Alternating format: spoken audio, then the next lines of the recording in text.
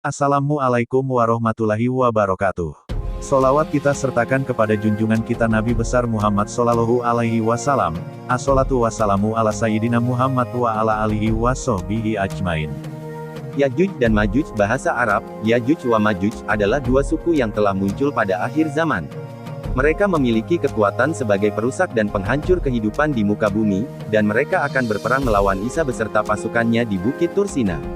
Kemunculan suku ini merupakan salah satu tanda besar kiamat. Kisah tentang kaum ini terdapat dalam ajaran agama Yahudi, ajaran agama Islam, dan kitab Kejadian umat Kristen. Yajuj dan Majuj juga muncul dalam banyak mitologi dan cerita rakyat di banyak negara, di antaranya adalah legenda rakyat Britania Raya dan Irlandia. Padanannya dalam Alkitab Kristen dan Ibrani adalah Gog dan Magog bahasa Ibrani. Yajuj dan Majuj berasal dari bahasa Arab. Yajuj yang berakar kata, ujai, yang berarti mengering kemudian mengeras, dan satu lagi dari kata, al-aj, yang artinya ketika musuh datang dengan cepat sekali, sedangkan Majuj berasal dari kata, maja, yang berarti goncang. Sedangkan menurut Abu Hatim, Majuj berasal dari maja, yaitu kekacauan, Majuj berasal dari mujuj, yaitu malaja. Namun, menurut pendapat yang sahih, Yajuj dan Majuj bukan isim mustaq, melainkan isim, ajam dan lakap, julukan. Setiap dari akar kata ini memiliki kesesuaian dengan sifat kaum Yajuj dan Majuj tersebut. Menurut para ulama, jadi Yajuj dan Majuj memiliki arti mengering dan mengeras secara natural dan ketika mereka datang dengan cepat serta tergesa-gesa, membuat keadaan goncang kemudian tidak ada orang yang sanggup menghadapi mereka, maka harus lari dari mereka. Sifat mereka dikatakan sangat keras, kasar, biadab, sombong, gigih, senang berperang, merampok, membunuh, merusak, memperkosa korbannya dan mereka tidak menyukai umat bangsa selain mereka sendiri. Kesombongan mereka digambarkan dalam sebuah hadits Nabi Muhammad, ketika mereka telah berhasil membunuh seluruh penduduk bumi, maka mereka melemparkan anak panah dan tombak ke atas awan, kemudian mereka beranggapan bahwa mereka telah berhasil membunuh penduduk langit para malaikat karena anak panah dan tombak mereka kembali dengan berlumuran darah. Ibnu Katsir menerangkan bahwa mereka adalah dari keturunan Adam dari keturunan Nuh, dari anak keturunan Yafits yakni nenek moyang bangsa Turki yang diisolir oleh tembok benteng tinggi yang dibangun oleh Zulkarnain. Magog bin Yafet bin Nuh bin Lamik, Lamaka, bin Metusyali bin Idris bin Yarid bin Mahlail bin Kianan bin Anusi bin Syits bin Adam. Yajuj dan Majuj adalah dua bangsa yang sangat besar jumlahnya, perbandingannya adalah 1999, antara manusia umumnya dengan Yajuj dan Majuj. Mereka disebutkan sebagai mayoritas penghuni neraka, dan kedua suku ini disebutkan telah ada dekat pada masa Nabi Musa berdakwah. Abdullah bin Amr berkata bahwa salah seorang dari mereka tidak akan mati kecuali ia telah memiliki keturunan sejumlah 1000 atau lebih. Walaupun mereka dari jenis manusia, namun mereka memiliki sifat khas yang berbeda dari manusia pada umumnya. Ciri utama mereka adalah perusak dan jumlah mereka yang sangat besar, sehingga ketika mereka turun dari gunung seakan-akan seperti air bah yang mengalir, tidak pandai berbicara dan tidak fasih, bermata kecil, sipit berhidung kecil, lebar mukanya, merah warna kulitnya seakan-akan wajahnya seperti perisai dan sifat-sifat lain. Dalam surah Al-Kahf bahwa Raja Zulkarnain, dalam sebuah perjalanannya sampai di suatu tempat di antara dua gunung.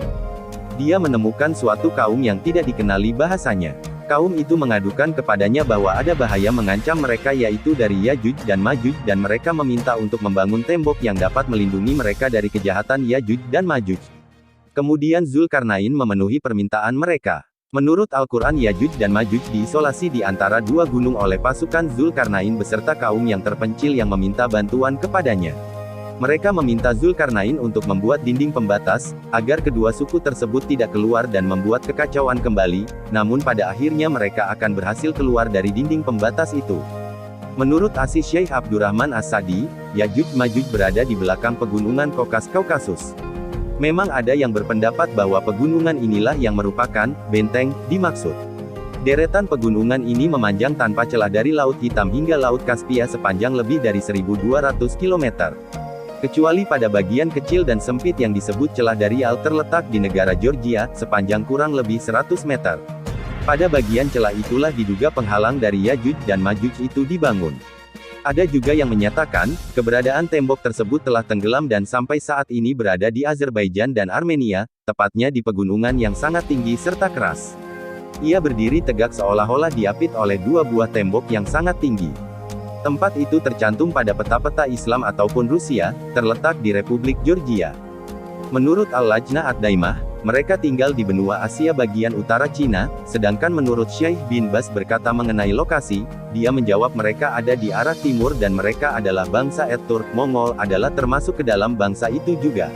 Abdullah Yusuf Ali dalam tafsir, The Holy Quran, menuliskan bahwa di distrik Hisar, Uzbekistan, 240 km di sebelah tenggara Bukhara, ada celah sempit di antara gunung-gunung batu. Letaknya di jalur utama antara Turkestan ke India dengan koordinat 38 on dan 67 oi. Tempat itu kini bernama Bagolhana, dalam bahasa Turki, orang Arabnya menyebutnya dengan nama Bab al-Hadid, sedangkan Persia menyebutnya Dar-i-Ahani, dan Cina menamakannya Taimenkuan, yang semuanya memiliki arti pintu gerbang besi. Yuan Xiang, seorang pengembara Cina pernah melewati pintu berlapis besi itu dalam perjalanannya ke India pada abad ke-7. Tidak jauh dari sana ada sebuah danau yang dinamakan Iskandarkul. Salam, salah seorang staf peneliti dari Kekhalifahan Abbasiyah yang dipimpin oleh Al-Watsiq Billah dan Ibnu Battuta menyatakan hal yang sama bahwa lokasi ini berada di Asia Tengah. Pada tahun 842 Kekhalifahan Abbasiyah, Al-Watsiq Billah bermimpi bahwa dinding pembatas yang mengurung kedua suku itu hancur, karena mimpi itulah ia mengutus sebuah tim ekspedisi yang dipimpin oleh Salam salah seorang staf peneliti ke gerbang besi tadi, untuk mengetahui keadaan dinding itu dan lokasinya. Al-Watsiq menginstruksikan kepada Salam untuk mencari tahu tentang tembok itu. Saat itu Salam ditemani 50 orang. Penelitian tersebut memakan biaya besar. Disebutkan dalam Nuzhat Al-Mushtaq, buku geografi, karya Al-Idrisi, Al-Watsiq mengeluarkan biaya 5.000 dinar untuk penelitian ini. Mereka masih mendapati gerbang di antara gunung selebar 137 meter dengan kolom besar di kiri kanan terbuat dari balok-balok besi yang dicor dengan cairan tembaga, tempat bergantung daun pintu raksasa. Kisah lain menyebutkan Salam melihat pegunungan yang terpisah oleh lembah. Luas lembah sekitar 150 meter dan lembah ini ditutup tembok berpintu besi sekitar 50 meter. Al-Idrisi juga menceritakan bahwa menurut cerita Salam penduduk di sekitar pegunungan biasanya memukul kunci pintu besi 3 kali dalam sehari. Setelah itu mereka menempelkan telinganya ke pintu untuk mendengarkan reaksi dari dalam pintu. Ternyata, mereka mendengar gema teriakan dari dalam. Hal itu menunjukkan bahwa di dalam pintu betul-betul ada makhluk jenis manusia yang konon Yajuj dan Majuj itu. Yajuj dan Majuj sering mengganggu, menyerbu, membunuh suku-suku lain. Mereka pembuat onar dan sering menghancurkan suatu daerah. Masyarakat mengadukan kelakuan suku Yajuj dan Majuj kepada Zulkarnain. Zulkarnain kemudian mengusir mereka ke sebuah pegunungan, lalu menutupnya dengan tembok dan pintu besi. Menjelang kiamat nanti, pintu gerbang itu akan berhasil dijebol oleh mereka, kemudian mereka keluar dan membuat onar dunia, sampai mereka bertemu dengan Nabi Isa Al-Masih dan umatnya. Dalam bukunya Al-Syarif Al-Idrisi juga menuturkan bahwa Salam pernah bertanya kepada penduduk sekitar pegunungan, apakah ada yang pernah melihat Yajuj dan Majuj. Mereka mengaku pernah melihat gerombolan orang di atas tembok penutup. Lalu angin badai bertiup melemparkan mereka. Penduduk di situ melihat tubuh mereka sangat kecil. Setelah itu, Salam pulang melalui Taras Kazakhstan kemudian Samarkand Uzbekistan, lalu kota Rai Iran, dan kembali ke istana Al-Watsiq di Suramenraa, Irak. Ia kemudian menceritakan dengan detail hasil penelitiannya kepada Khalifah. Ibnu Battuta menuturkan dalam kitab Rahlat Ibnu Battuta pegunungan Yajuj dan Majuj berada sekitar perjalanan 6 hari dari Cina. Penuturan ini tidak bertentangan dengan Al-Syarif Al-Idrisi. Soalnya di sebelah barat Laut China adalah daerah-daerah Rusia. Dalam versi lain, disebutkan para arkeolog menemukan benteng tersebut pada awal abad ke-15 M di belakang Jeiyun dalam ekspedisi Balkh dan disebut sebagai Bab al-Hadid pintu besi, di dekat Tarmis. Timurlen pernah melewatinya, juga Syahruh dan ilmuwan Jerman Sledverger. Arkeolog Spanyol, Clapigeo, pada 1403 M, pernah diutus oleh Raja Kistalah di Andalus ke sana dan bertamu pada Timurlen. Bab al-Hadid adalah jalan penghubung antara Samarkand dan India. Telah menceritakan kepada kami Muhammad bin Bashar dan lainnya, maknanya sama sedangkan teksnya milik Ibnu Bashar, mereka berkata, telah menceritakan kepada kami Hisyam bin Abdul Malik telah menceritakan kepada kami Abu Awanah dari Qatadah dari Abu Rafi, dari hadits Abu Hurairah dari Nabi Shallallahu Alaihi Wasallam tentang dinding, yang dibangun Zulkarnain, beliau bersabda, setiap hari mereka, Yajuj dan Majuj menggalinya, sehingga ketika dinding itu hampir mereka menembusnya, pemimpinnya mengatakan, sekarang pulanglah kalian, karena esok hari kalian pasti bisa menembusnya. Tetapi Allah mengembalikannya seperti semula, dan keesokan harinya, ketika Allah hendak mengutus mereka kepada manusia, pemimpin mereka berkata, "Sekarang pulanglah kalian, karena esok hari kalian akan merobohkannya jika Allah menghendaki." Ia mengucapkan insya Allah. Beliau bersabda, "Pulanglah mereka dan mendapatinya seperti keadaannya semula saat mereka tinggalkan, lalu mereka merobohkannya dan menyerang orang-orang, lalu mereka meminum air dan berlarilah orang-orang menghindari mereka, mereka pun melepaskan anak panah ke langit dan seketika itu juga panah tersebut berlumuran darah. Lantas mereka berkata, kita telah menaklukkan penduduk bumi dan menguasai yang berada di langit secara paksa. Lalu Allah mengirim ulat pada tengkuk mereka, demi zat yang jiwaku ada dalam tangannya, sesungguhnya hewan-hewan bumi menjadi gemuk, gesit dan sangat berterima kasih karena daging-daging mereka." Abu Isa berkata, hadits ini hasan garib, kami hanya mengetahuinya dari sanad ini seperti ini. Ketika pada masanya, suku Yajuj dan Majuj akan berhasil menghancurkan dinding besi pembatas yang telah dibangun oleh Zulkarnain, mereka akan turun dari pegunungan dengan cepat dan tergesa-gesa, mereka sudah tidak sabar untuk membuat kerusakan di muka bumi, disebutkan pula bahwa, mereka orang-orang yang cepat dalam berjalan guna membuat kerusakan. Ketika mereka berhasil mencapai Danau Tabriyah, Palestina, mereka akan meminum sampai habis air danau tersebut, karena banyaknya populasi mereka, sehingga orang terakhir yang berhasil mencapai danau itu akan berkata, sungguh dahulu di sini masih ada airnya. Dalam hadits An-Nawas bin Saman disebutkan bahwa Allah memberitahukan kepada Isa akan keluarnya Yajuj dan Majuj yang tidak ada seorang pun mampu memerangi mereka, dan Allah memerintahkan Isa untuk menjauhkan kaum mukminin dari jalan yang ditempuh Yajuj dan Majuj seraya berfirman, kumpulkan hamba-hambaku ke Gunung Atur. Pada akhirnya mereka tewas setelah Isa memohon pertolongan kepada Allah melalui ulat-ulat yang menyerang semua leher kedua suku tersebut. Yajuj dan Majuj ketika keluar tidaklah melewati sesuatu kecuali dirusaknya. Tidaklah melewati danau kecuali meminumnya hingga habis. Tidaklah mendapati manusia kecuali dibunuhnya sampai ketika mereka merasa menang membantai seluruh penduduk bumi, dia menantang penduduk langit. Inilah kesombongan yang luar biasa dari Yajuj dan Majuj. Kemudian mereka berjalan dan berakhir di Gunung Humar, yaitu salah satu gunung di Baitul Maqdis. Kemudian mereka berkata, kita telah membantai penduduk bumi, mari kita membantai penduduk langit. Maka mereka melemparkan panah-panah dan tombak-tombak mereka ke langit. Maka Allah Subhanahu wa Ta'ala mengembalikan panah-panah dan tombak-tombak mereka dalam keadaan berlumuran darah. Hadits riwayat Muslim dalam kitab Al-Fitan wa Ashratus Sa'ah. Allah Subhanahu wa Ta'ala berfirman kepada Adam, wahai Adam. Maka Adam menjawab, labaika wa sa'daika wal khairu fi yadaika, aku sambut panggilanmu dengan senang hati dan kebaikan semuanya di tanganmu. Kemudian Allah Subhanahu wa Ta'ala berfirman, keluarkan utusan penghuni neraka. Maka Adam bertanya, apa itu utusan penghuni neraka? Allah Subhanahu wa Ta'ala berfirman, mereka dari setiap 1000 orang, 999 orang. Maka ketika itu anak kecil menjadi beruban, setiap yang hamil melahirkan apa yang dikandungnya, dan kamu lihat orang-orang seakan-akan mabuk padahal mereka tidak mabuk, tetapi karena azab Allah Subhanahu wa Ta'ala yang sangat keras. Kemudian para sahabat bertanya, siapa satu yang selamat dari kita itu, wahai Rasulullah? Rasulullah menjawab, bergembiralah, sesungguhnya penghuni neraka itu dari kalian satu dan dari Yajuj dan Majuj 1000. Hadits riwayat Al-Bukhari dengan Fathul Bari, Juz 6 halaman 382. Diriwayatkan dari Abdullah bin Amr radhiyallahu anhuma bahwa Rasulullah shallallahu alaihi wasallam bersabda, sesungguhnya Yajuj dan Majuj dari keturunan Adam. Sekiranya mereka dilepas niscaya mereka akan merusak kehidupan manusia, dan tidak mati salah seorang dari mereka melainkan ia meninggalkan dari keturunannya 1000 atau lebih.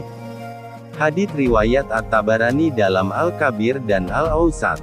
Rasulullah berkhutbah dalam keadaan jarinya terbalut karena tersengat kalajengking. Dia bersabda, kalian mengatakan tidak ada musuh. Padahal sesungguhnya kalian akan terus memerangi musuh sampai datangnya Yajuj dan Majuj, lebar mukanya, kecil sipit matanya, dan ada warna putih di rambut atas.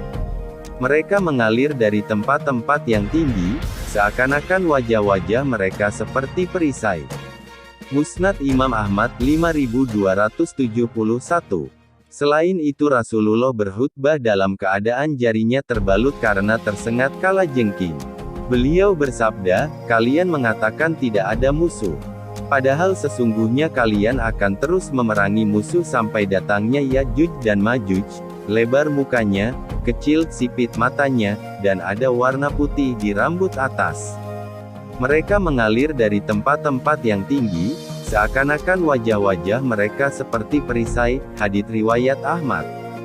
Hingga apabila dia telah sampai di antara dua buah gunung, dia mendapati di hadapan keduanya, suatu kaum yang hampir tidak mengerti pembicaraan.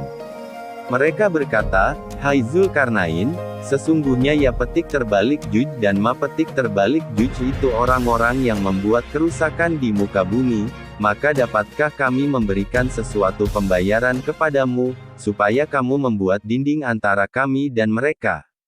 Zulkarnain berkata, "Apa yang telah dikuasakan oleh Robku kepadaku terhadapnya adalah lebih baik, maka bantulah aku dengan kekuatan manusia dan alat-alat, agar aku membuatkan dinding antara kalian dan mereka, berilah aku potongan-potongan besi.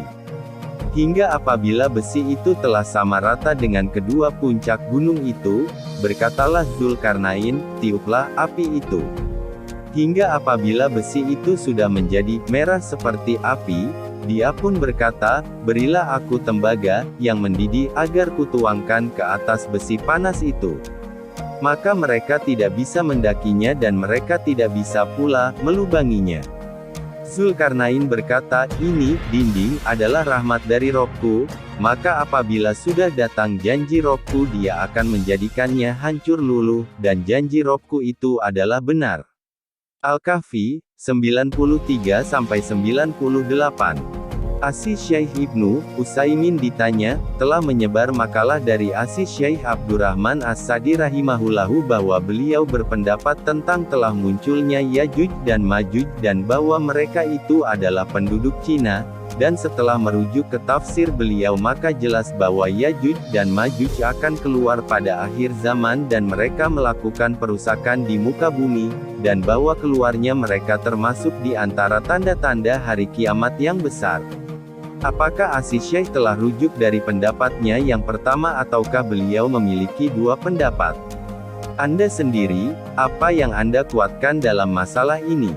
Jazakumullah khairan. Beliau menjawab, Asy Syaikh Abdurrahman As-Sa'di rahimahullahu adalah syekh kami, dan apa yang dinisbahkan kepada beliau bahwa Yajuj dan Majuj adalah penduduk Cina dan yang berada di belakang pegunungan Kaukasus telah membuat kisruh. Sebenarnya beliau rahimahullahu tidak mengucapkan sesuatu kecuali berdasarkan dalil yang dibangun di atas Alkitab dan As-Sunnah, serta mengikuti ucapan orang sebelumnya, salaf, red. Namun para pengikut hawa nafsu mencari-cari alasan yang lemah seperti lemahnya sarang laba-laba untuk mengotori kehormatan orang yang telah Allah Subhanahu wa Ta'ala beri keutamaan. Sehingga mereka hasad dan dengki kepada beliau. Syekh kami tersebut rahimahullahu tidak pernah menyatakan bahwa Yajuj dan Majuj yang keluar pada akhir zaman adalah yang telah muncul sekarang, dan tidak mungkin hal itu diucapkan oleh seorang yang berakal, terlebih lagi seorang alim yang termasuk paling alim di zaman itu. Semoga Allah Subhanahu wa Ta'ala merahmati beliau. Beliau hanya mengatakan bahwa Yajuj dan Majuj itu ada, dan Al-Qur'an petik terbalik menjelaskan hal tersebut.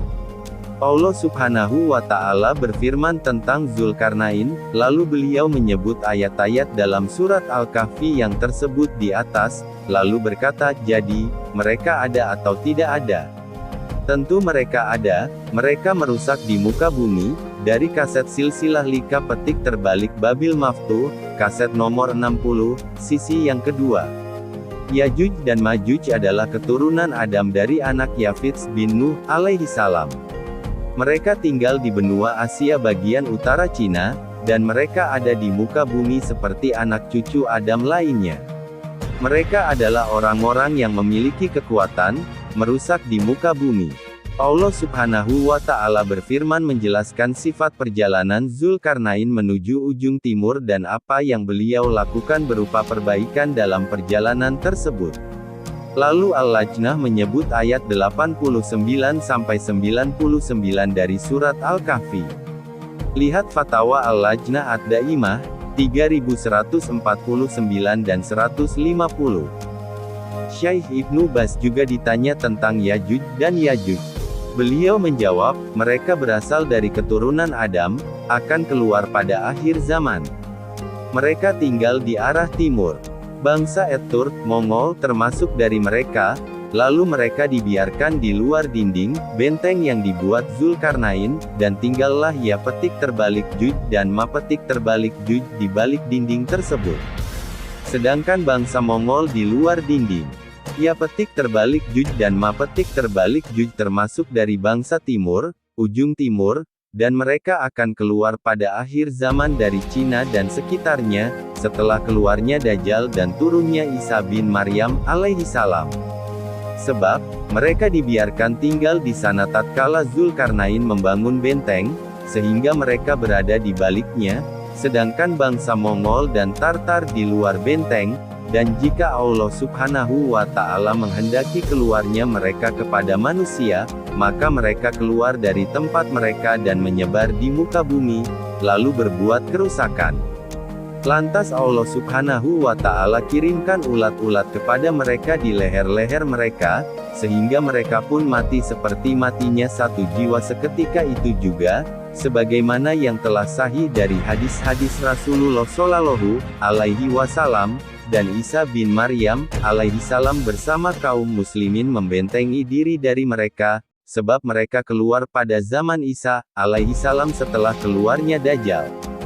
Fatwa Asis Syekh Ibn Baz, 5, Aspetik terbalik ilah mutafarikah wa ajwibatuha, pertanyaan ketiga.